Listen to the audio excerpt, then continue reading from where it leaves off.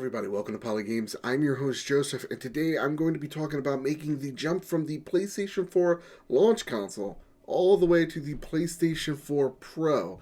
How I made the jump, how my experiences so far with the console are, and whether you should pick up this console or not. And so how we're going to do this video is we're going to split it into three parts. We're going to talk about how PlayStation 4 games play on the console. We're going to talk how PlayStation VR games play with the console.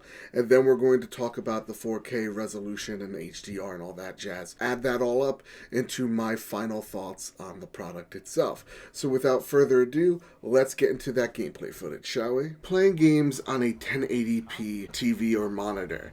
What's the benefit of having a PlayStation 4 Pro? Well, we see that some games during the holiday release of 2016 with games like Battlefield 1, which would run the game relatively well on the PlayStation 4 launch console at around 1080p, but when the system got stressed, the resolution would drop to about 900. We see that with games like Titanfall, where it uses that dynamic resolution to drop the resolution when the game gets in demand. So what the PlayStation 4 Pro does, because there's better hardware, beefier hardware in the PlayStation 4 Pro, you'll see games like Battlefield 1 be full 1080p all the time, no matter what. You'll see that as well with Titanfall 2. I believe the resolutions on the PlayStation 4 would drop to 790p. With the PlayStation 4 Pro, you will see a 1080p 60 frames per second persistently on the console. You'll even see that with Dishonored. I saw that when I was running the game on the PlayStation 4, it would run rather well, but there would be some hiccups along the way. When I was playing the same level as the same character in Dishonored with my PlayStation 4 Pro, I noticed none of the hiccups. There was never a graphical error that I would see on a PlayStation 4 launch console on the PlayStation 4 Pro when I was playing Dishonored. Now, what about a game that is normally, not on that list? What happens to that game? Is that game going to be played the same way that's on a PlayStation 4 launch title? Well, let's take a look at Bloodborne right here. Bloodborne won my Game of the Year. I love it so much, but there's a problem with Bloodborne.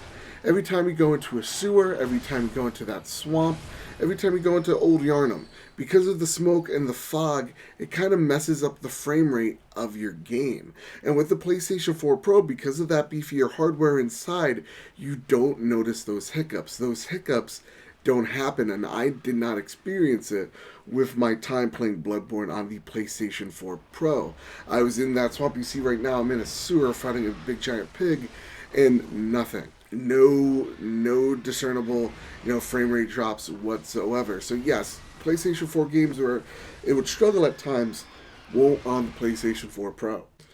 So in short, yes, you will see a difference even if you're playing on a 1080p monitor or TV. You will see a difference when you play it on a PlayStation 4 Pro or on a PlayStation 4. You will see the difference between the two. Now let's get to PlayStation VR. A lot of you guys ask me this question: is the PlayStation 4 Pro running VR games better than the PlayStation 4 does? And how well do you notice a difference? In just short, one word answer: yes. You see a major difference between the PlayStation 4 and PlayStation 4 Pro on most games, or most launch games out currently.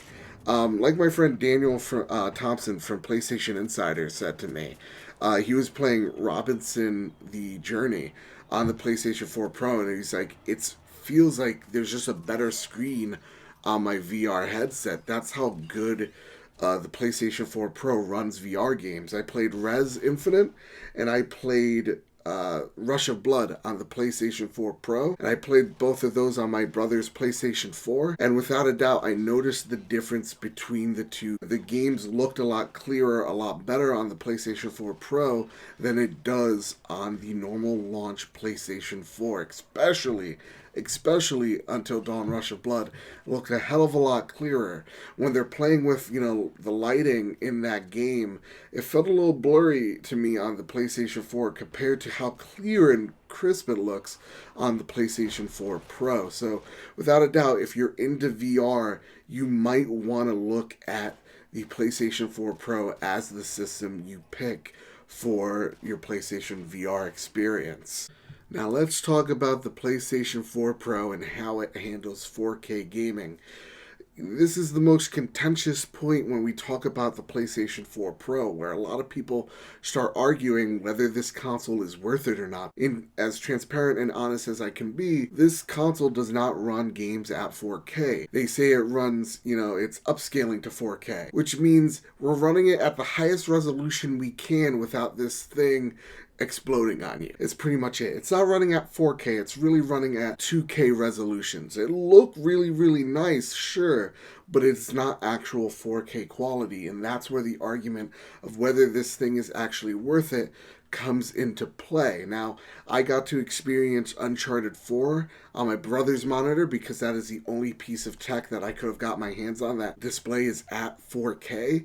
And let me tell you something, guys. I was very pleasantly surprised of how this game ran on the PlayStation 4 Pro and how it looked. It looked really fucking spectacular. It looked beautiful. This is the first time I experienced something near 4K for the first time when it comes to gaming, and it looked fantastic. So yes, it's not true 4K, but the argument is really for those of you who have a 4K monitor or 4K TV at their house, whether it's worth it or not.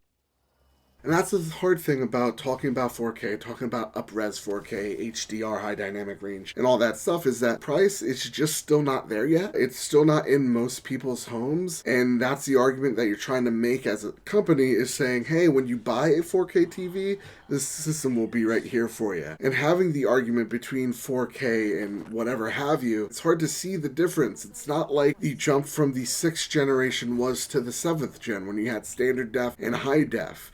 Games will look a lot prettier, but you really need to see it firsthand and experience it for yourself. So what I would say is go on Sony's channel on YouTube if you have a 4K display, if you have a 4K television, and look at it for yourself and decide whether this is worth it for you. With all that said, though, I don't feel like I made the mistake. I actually feel like I made the right decision purchasing the PlayStation 4 Pro because it fits my needs. As a person who records, I love that I can just take the video straight from my PlayStation 4 Pro and it's at 1080p quality. I love that. It makes my VR experiences overall a lot better than my original PlayStation 4. So what I would say is if you're into VR, and I mean really into VR, you think it's the future like so many of you guys do, then yes, this console is worth it.